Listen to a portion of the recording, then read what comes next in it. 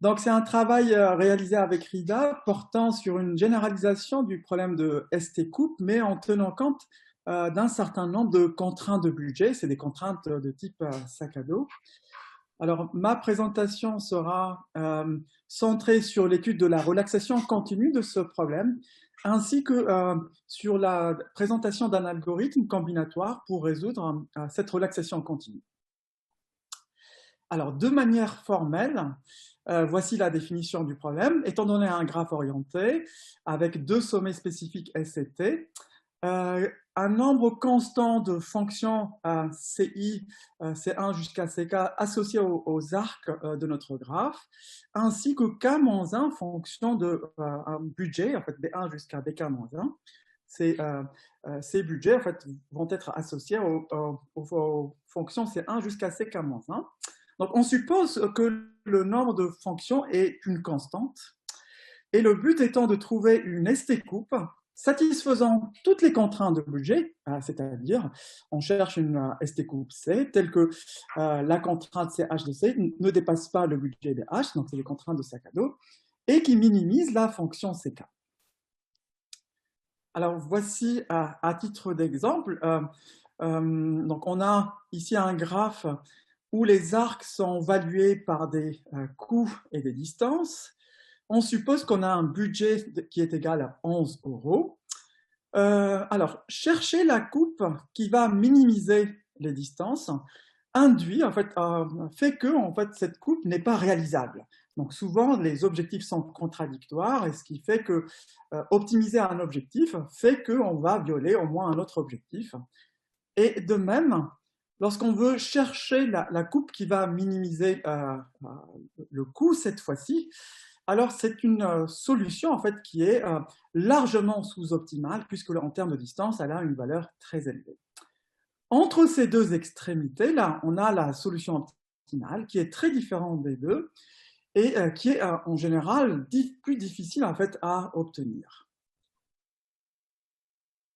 En termes de complexité par rapport à ce problème, donc, en général, lorsqu'on a un problème d'optimisation combinatoire auquel on rajoute un certain nombre de contraintes de budget, on obtient dans le plus souvent des cas, on obtient des problèmes qui sont NP difficiles au sens même si le problème initial est polynomial. C'est le cas, par exemple, du problème de plus court chemin ou d'arbre couvrant, à titre d'exemple. On a, avec les problèmes de coupe, une exception. Puisque pour le problème de ST-coupe, Papadimitriou et Anakakis ont montré que même en rajoutant une seule contrainte de budget, le problème budgété devient en fait NP difficile au sens fort.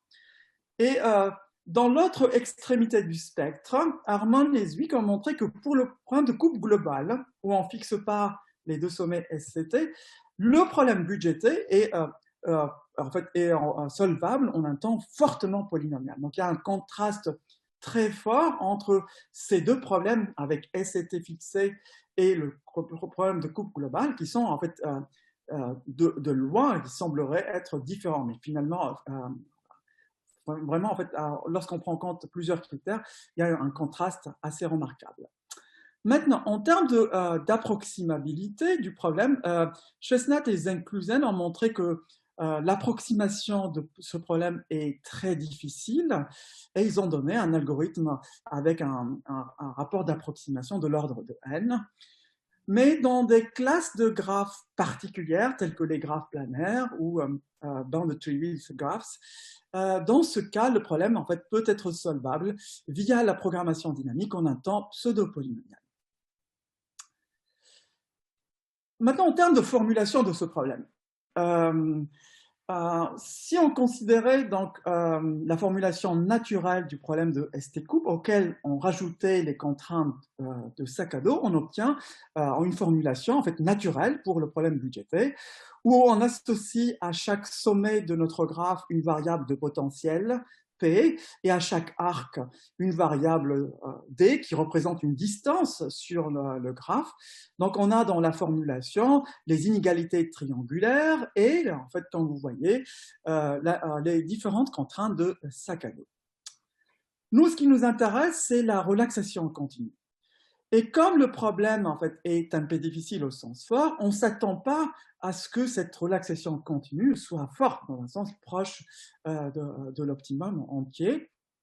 En effet, sur ce petit graphe où les coûts au niveau de la contrainte de sac à dos sont paramétrés par une certaine valeur M arbitrairement grande, en fait, on voit que le saut, l'intégralité gap peut être arbitrairement grand, c'est-à-dire l'écart entre la valeur optimale de la relaxation continue et la solution, la valeur entière, en fait, est très très grand. Et donc, la relaxation continue, en fait, en général, n'apporte pas beaucoup d'informations pour en fait, permettre de résoudre de manière efficace le problème budgétaire.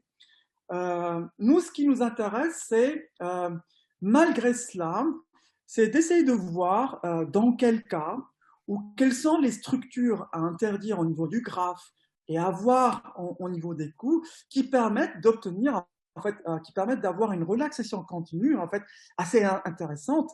Par exemple, si on interdisait quelque chose, alors la relaxation continue admet une solution de base qui est entière. Pour cela, on a besoin d'introduire en fait, un certain nombre de concepts. Je commence par introduire une opération de réduction sur le graphe. Donc, étant donné un graphe G, une solution réalisable D et P, en fait, on va appliquer à notre graphe, et en partant de cette solution, des opérations de contraction d'arc.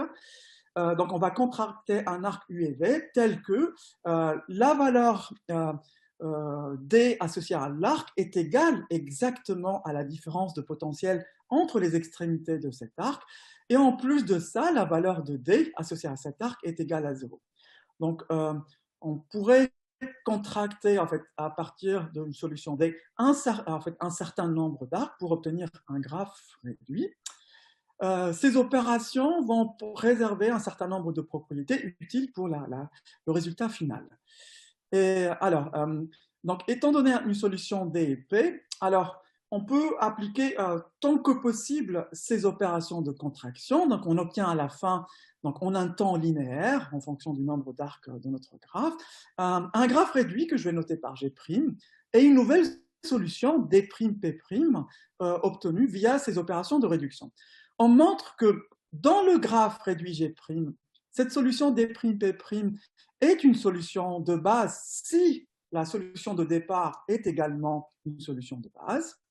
Et en plus de ça, au niveau de notre graphe G', on a une belle propriété qui dit que le nombre de sommets de notre graphe réduit G' est au plus égal à K plus 1. C'est-à-dire K, c'est le nombre de fonctions définies sur notre graphe. Donc, si K est constant, donc on va avoir un graphe avec très peu de super sommets, mais bien sûr, il peut y avoir beaucoup d'arcs parallèles entre ces différents sommets.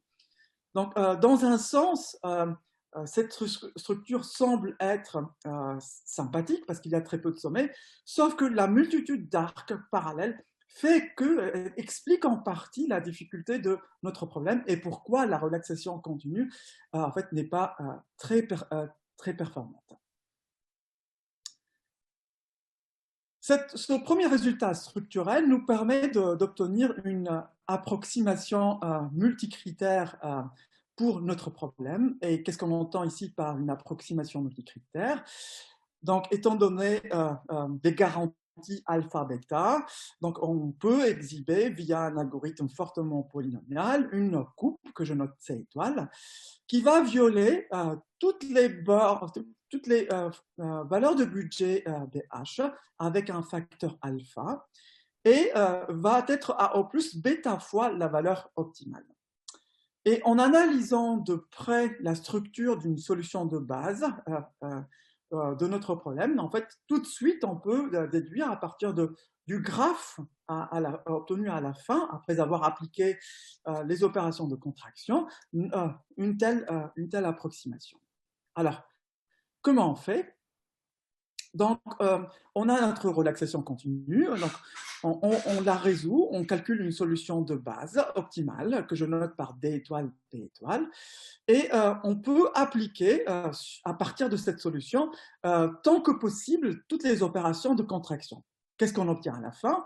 On obtient un graphe réduit contenant au plus k plus un sommet, donc très peu de sommets.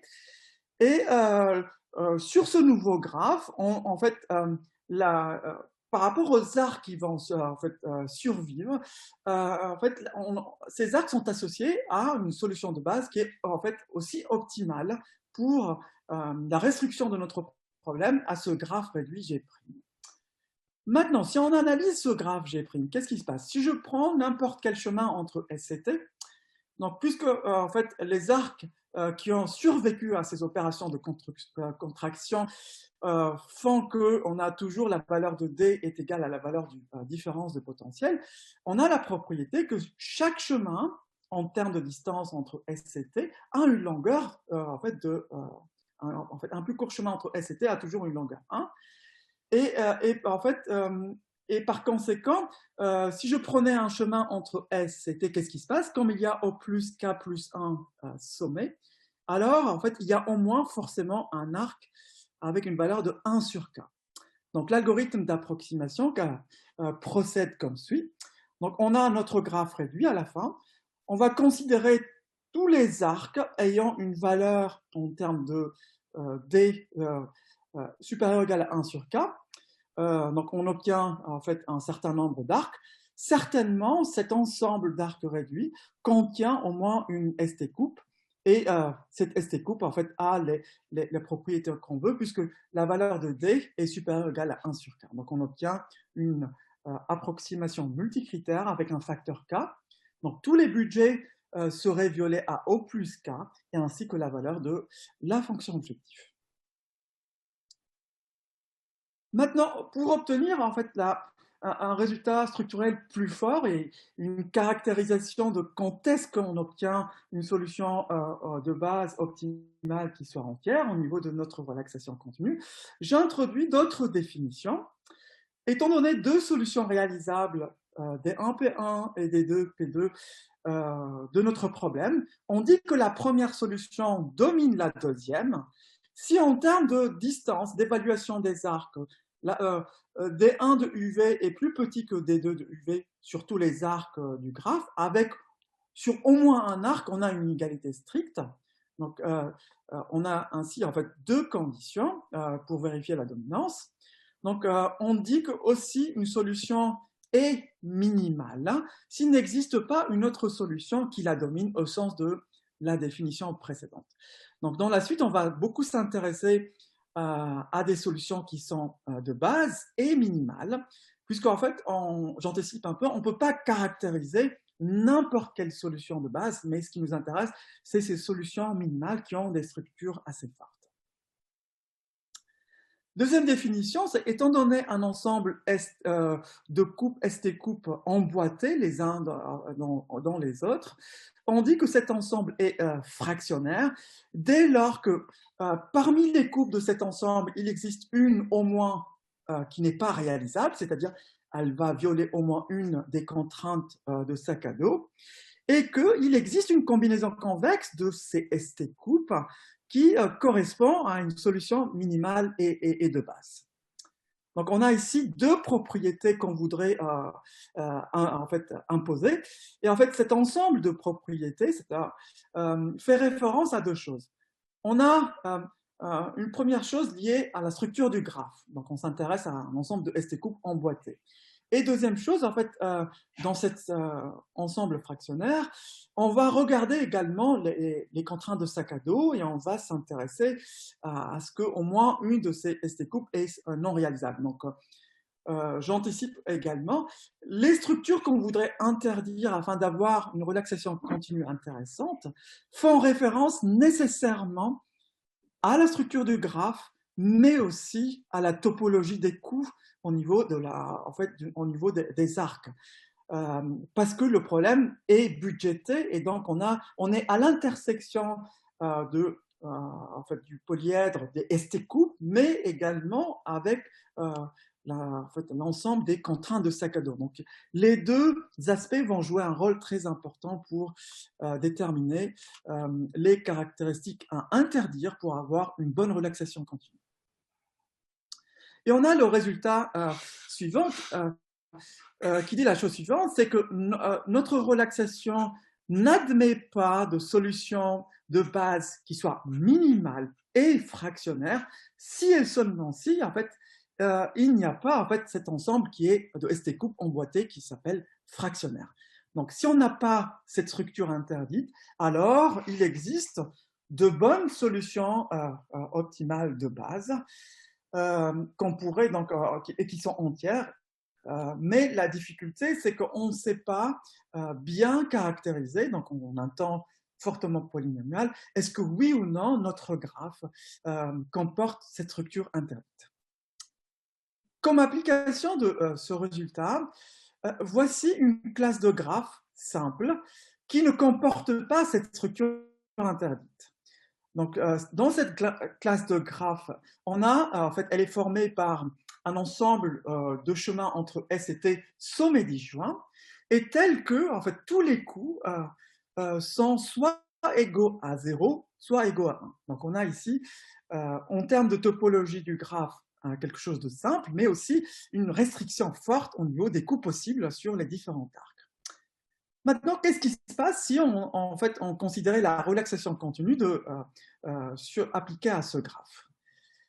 Donc, voici une illustration de ce graphe. Donc, supposons qu'on ait résolu la relaxation continue, qu'on a obtenu une solution optimale de base. Qu'est-ce qui se passe? Donc, si on appliquait toutes les opérations de réduction, donc on va à ce moment-là contracter un certain nombre d'arcs au niveau de ces chemins. Et comme, en fait, d'après ce qu'on a dit tout à l'heure, c'est que après toutes les contractions possibles, on va obtenir, si cette solution de base est fractionnaire, un graphe avec au plus 3 sommets. Donc, un super sommet S, un super sommet T, et supposons qu'on ait un super sommet intermédiaire qui soit fractionnaire. Donc, le graphe réduit qu'on va obtenir à la fin est formé par un ensemble d'arcs parallèles entre S et T, plus un ensemble d'arcs entre S et le sommet intermédiaire, et en fait ici un arc entre le sommet intermédiaire et T. Donc le graphe réduit est très simple. Alors, supposons que cette solution donc est fractionnaire, qu'est-ce qui se passe? Donc d'après le résultat structurel de tout à l'heure, il doit exister donc un ensemble de ST-coupes emboîtés les uns dans les autres. Donc, supposons que ces coupes sont C1 et C2. Donc, l'une de ces coupes est non réalisable. Donc, par exemple, c'est la coupe C1. Qu'est-ce que ça veut dire non réalisable? Ça veut dire que sa valeur en termes de contrainte de budget est strictement plus grande que le budget.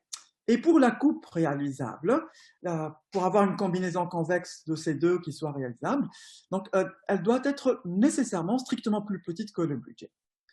Sauf que comme tous les coûts sont soit 0, soit 1, cette configuration est impossible puisque la différence au niveau de la contrainte de budget entre ces deux coupes C1 et C2 est de 1. C'est seulement au niveau des arcs entre S, le sommet intermédiaire, et T. Donc, c'est impossible. Et donc, voici une classe de graphe qui est, dans un sens, sympathique par rapport à la relaxation continue. Mais, en fait, ceci illustre bien que la difficulté du problème vient, en fait, un peu de ces structures qui sont interdites. Dans la suite, je vais m'intéresser à la résolution de cette relaxation continue. Bien évidemment, on peut, en utilisant les techniques standards, la résoudre en un temps polynomial au sens faible. Mais ce qui nous intéresse, c'est en fait exhiber un algorithme fortement polynomial pour résoudre cette relaxation continue, c'est-à-dire un algorithme combinatoire qui utilise un peu la structure de la relaxation continue. Si on regardait le dual de la relaxation continue, on s'aperçoit que ce problème dual correspond à une variante du problème de flow maximum paramétrique. Qu'est-ce qui se passe? On associe à chaque contrainte de sac à dos du problème primal une variable ou un paramètre mu. Et donc, dans le problème dual, on a un problème de flow maximum où les capacités sont paramétrées par ces paramètres mu. Donc, plus précisément, donc pour un arc UV, on a une capacité initiale qui est égale à CK de UV. Cette capacité peut être augmentée, comme vous voyez dans le niveau de la contrainte 1SC, par cette combinaison paramétrée par les variables mu. Maintenant, au niveau de la fonction objectif, on a la valeur maximum du flow dans ce graphe où les capacités sont paramétrées, moins un certain coût associé à l'augmentation de ces capacités. Ce coût, en fait, est défini à travers les budgets BH associés aux différentes contraintes de sac à dos de notre problème primal. Donc, c'est un problème de flow paramétrique un peu généralisé. Donc, on peut s'inspirer de techniques de paramétrique pour essayer de résoudre ce problème dual. Alors, pour exploiter au maximum cette relation avec le problème de flow paramétrique, on associe donc, on considère un nouveau graphe où on associe à chaque arc une capacité paramétrique qui est une fonction affine de ces paramètres mu, comme vous le voyez sur la première formule.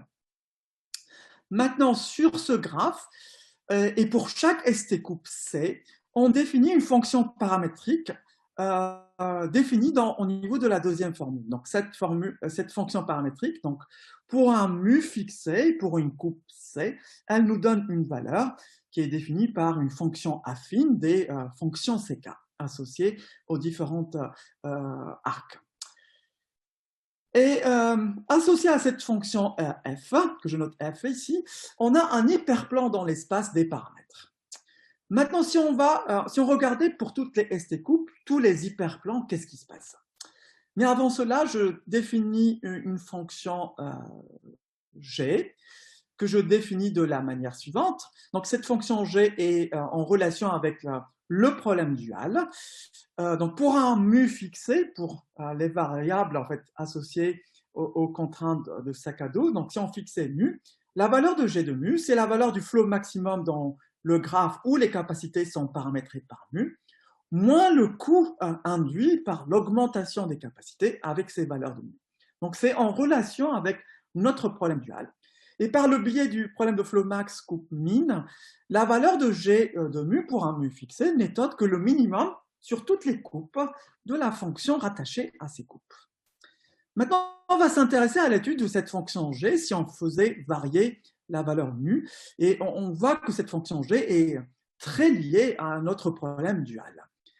Si on variait en fait, mu sur l'ensemble RK+, qu'est-ce qui se passe? On peut dessiner la fonction g, qui est une fonction concave linéaire par morceau. La concavité vient du fait qu'on considère pour un mu fixé le minimum sur tous les hyperplans associés aux différentes ST coupes. Et on a comme propriété intéressante pour la résolution de la relaxation continue, c'est que le maximum de cette fonction concave, en fait, correspond à la valeur optimale de notre relaxation continue. Alors, donc, ce qui nous intéresse, ce n'est pas dessiner toute cette fonction g, mais ce qui nous intéresse, c'est le point où la fonction g atteint la valeur maximale. Et fort heureusement, en utilisant des techniques d'optimisation paramétrique et en utilisant l'algorithme de Cohen et Megiddo, on peut, en un temps fortement polynomial, obtenir ce point maximum de la fonction g cet algorithme, en fait, correspond à une extension d'un algorithme célèbre en optimisation paramétrique donné par Megiddo, qui est l'algorithme de recherche paramétrique. Mais l'extension de Cohen et Megiddo, c'est qu'on peut manipuler, ils ont pu manipuler plusieurs paramètres, c'est-à-dire plusieurs mu dans notre cas. Donc, en appelant cet algorithme comme une boîte noire, on peut obtenir le maximum de cette fonction G, et on a, par conséquent, la valeur en fait, optimale mu étoile, et donc on peut obtenir une solution optimale de notre problème dual. Je reviens un peu en arrière. Donc, on peut calculer en un temps fortement polynomial le problème dual, sauf que comme le problème primal est fortement dégénéré, cette information n'est pas très utile pour obtenir une solution optimale de notre problème primal. Donc, on a besoin d'autre chose. Il y a aussi une des difficultés de ce problème, de la relaxation continue du problème de ST-coupe, ici budgété, c'est que cette fonction paramétrique, cette fonction concave linéaire par morceau, comporte un nombre exponentiellement grand de facettes. Comme vous voyez ici, c'est la partie linéaire de la courbe. Et donc, par conséquent, il est exclu, pour pouvoir construire une solution optimale, de les énumérer toutes. Donc, on a besoin d'un algorithme qui permet en fait, de couvrir seulement une partie de cette fonction. Donc extraire une petite information à partir de cette fonction G qu'on ne peut pas calculer et l'exploiter en vue d'obtenir une solution optimale. Alors, comment on va procéder? L'idée générale est la suivante. Donc, on va calculer un certain nombre de coupes que je vais appeler donc, un ensemble H. Donc, pour chaque ST coupe H, on a son hyperplan dans l'espace des paramètres. On peut calculer l'enveloppe inférieure de ces hyperplans. Et en fait, on a la propriété que cette enveloppe inférieure correspond à une approximation supérieure de la fonction G. Donc, on ne peut pas dessiner la fonction G, mais ce qu'on peut faire, c'est une approximation supérieure. C'est comme si on avait un chapeau qu'on pourrait positionner sur la fonction G. Et la propriété de cette approximation extérieure, c'est que pour les coupes C dans cet ensemble, les hyperplans ou l'enveloppe inférieure, elle va s'intersexer avec notre fonction G sur certaines régions de l'espace de paramètres mu, et que le maximum de cette enveloppe inférieure correspond au maximum de la fonction G, donc ça on le connaît, c'est-à-dire la valeur optimale de notre relaxation continue. Et ce qu'on veut montrer, c'est que il existe une combinaison convexe de l'ensemble des coupes C appartenant à cet ensemble H qui correspond à une solution optimale de la relaxation continue. Donc, on a pu calculer cet ensemble H en un temps fortement polynomial. Maintenant, ce qui reste à faire, c'est en fait, trouver la combinaison convexe qui en fait, donne la propriété souhaitée. Et pour cela, comment on fait? On considère un programme linéaire défini sur en fait, les variables mu associées aux contraintes de Sakado. Donc, il y a un nombre constant de variables, donc c'est un problème linéaire avec un nombre constant de variables, où en fait on a ici un domaine de faisabilité défini par une variable x qui est situé en dessous de l'enveloppe inférieure définie en fait, à partir des coupes de notre ensemble H.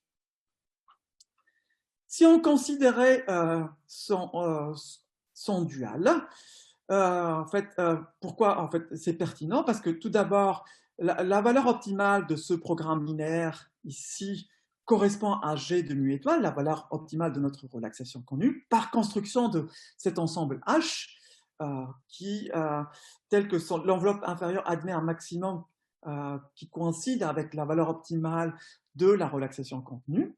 Donc, le problème dual est bien défini. Et en fait, voici la formulation ici 3 du problème dual. Et on a en fait, une contrainte intéressante, c'est la contrainte 3C, qui stipule que la somme des variables y dans ce problème dual vaut 1. Donc, vous avez compris, donc ces Y vont correspondre à ces multiplicateurs, en fait, Et on va montrer qu'en effet, c'est pertinent. Pourquoi? Parce que donc, si on considère donc, la solution qui est une combinaison convexe de toutes les coupes paramétrées par où les multiplicateurs, c'est la valeur optimale, les variables optimales du problème dual. Donc, on obtient une solution. Et par construction du problème dual, donc cette solution vérifie toutes les contraintes de notre problème primal. Et en plus, par la forte dualité, au niveau de la fonction objective du dual, c'est égal à la valeur objective du primal, qui est égale à la valeur optimale de la relaxation continue. Donc ainsi, on montre que la combinaison convexe obtenue de cette manière de ces solutions dans l'ensemble H est bel et bien une solution optimale. Alors, on peut se dire, on a ramené la résolution d'une relaxation continue à la résolution d'un autre programme linéaire, sauf qu'à la différence du premier, ce programme linéaire comporte un nombre constant de variables, aussi bien le problème dual, donc c'est aussi un problème simple, et donc on peut se permettre d'énumérer toutes les bases et calculer en fait une base optimale en un temps en fait qui est constant. Et donc on a par conséquent, si on cumule tous les temps, un temps qui est fortement polynomial pour déterminer une solution optimale de notre problème. Donc ce temps est dominé par la détermination du maximum ici au niveau de cette fonction g, et le reste c'est des calculs en fait de flow au niveau de certaines directions dans l'espace des paramètres. Voilà, avec ça j'ai terminé la présentation. Merci pour votre écoute et si vous avez des questions, n'hésitez pas.